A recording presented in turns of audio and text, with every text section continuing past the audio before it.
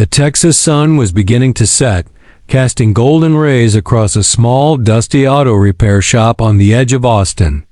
Inside, James, a single father in his late 30s, wiped sweat from his forehead as he finished up another long day. His shop wasn't fancy. A tin roof, old rusty signs, and a battered Coca-Cola fridge in the corner. But for James, it was enough. He had poured every dollar he earned into keeping this place alive for his 8-year-old daughter, Sophie. Since his wife passed away 3 years ago, Sophie had become his entire world.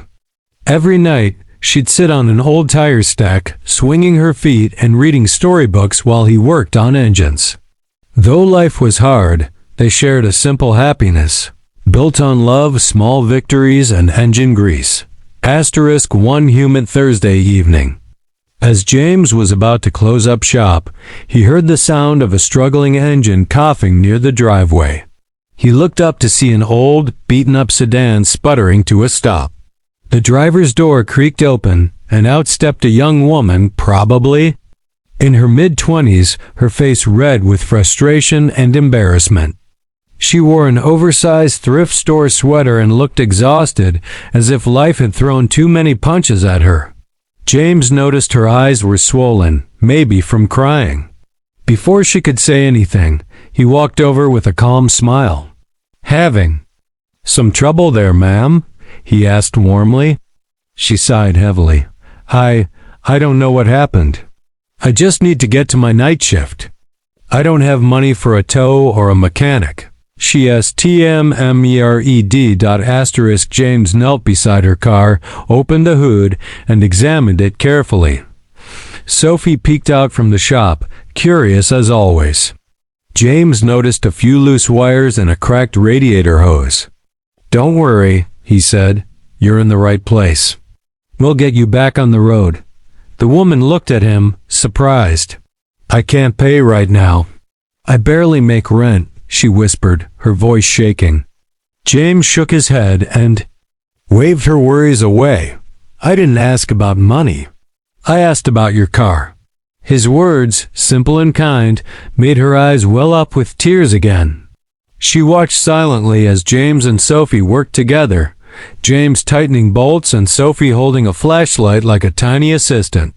Within an hour, the engine roared back to life. The woman covered her mouth, overwhelmed. When James handed her the keys, she hesitated. "I don't know how to thank you," she said, her voice cracking. James simply smiled and patted her shoulder. "Drive safe." "Take care of yourself," he replied. She tried to insist on giving something, but he refused, telling her that sometimes kindness had no price. She drove away slowly, looking back in her rearview mirror with grateful tears. Sophie tugged at James's sleeve. "Daddy, why did you help her for free?" she asked innocently. James knelt beside her. "Because sometimes people just need a hand, not a bill," he explained. That night, as they shared a simple dinner of sandwiches and chips, James felt a warmth in his chest, the kind that came from doing the right thing, even if it cost him. Days turned into weeks, and life returned to normal at the shop. James kept fixing old trucks, changing oil, and patching up dented bumpers. One bright Saturday morning, as James sipped his cheap coffee and Sophie played with her toy cars on the shop floor, a strange humming sound filled the air. He stepped outside and nearly dropped his mug.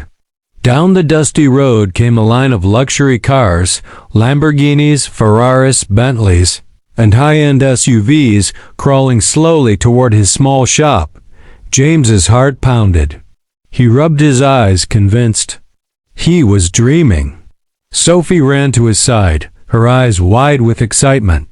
As the cars pulled in, well-dressed drivers stepped out, each looking around curiously. One by one, they formed a respectful line in front of James. At the front stood the young woman he had helped weeks ago. But today, she looked different. She wore a crisp blazer, her hair neatly tied back, and a confident glow about her. She approached James with a warm, proud smile. I didn't get a chance to introduce myself properly, she said. My name is Emily. I run a luxury car rental business in Dallas. That day, I was driving one of my old personal cars to deliver supplies when it broke down. James felt his jaw drop. Emily continued, her voice steady. I told my entire client network about you, about your kindness, your honesty. These people own or rent from me, and they all need reliable, honest mechanics. So here they are.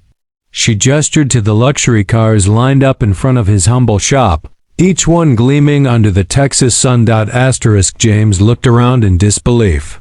One by one, the owners came forward, shaking his hand, introducing themselves, and asking him to inspect or service their vehicles. Word had spread like wildfire through Emily's connections and social media.